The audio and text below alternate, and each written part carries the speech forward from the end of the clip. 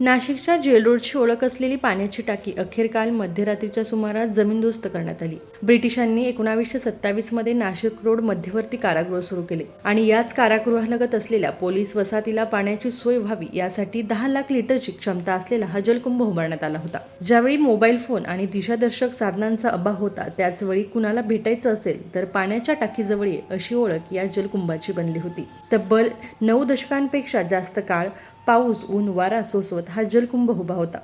मात्र आता तो जीर्ण झाल्यानं त्यांचा संभाव्य धोका लक्षात घेता महापालिकेकडून हा जलकुंभ इतिहास जमा करण्यात आला. जरी हा महाकाय जलकुंभ नाशिक जमा झाला असला तरी नाशिक रोडकरांच्या असंख्य आठवणी आज त्याच्याशी जोडल्या गेल्यात. हा जलकुंभ जमीनदोस्त करताना ज्येष्ठ नागरिकांना जलकुंभापाशी बसून मित्रांसोबत केलेल्या गप्पा, एकमेकांसोबत वाटून घेतलेलं सुख दुःख आठवत होतं. परिसराचा पत्ता सांगताना किंवा ओळख करून देताना पाण्याची टाकी हा शब्द प्रथम वापरला जायचा.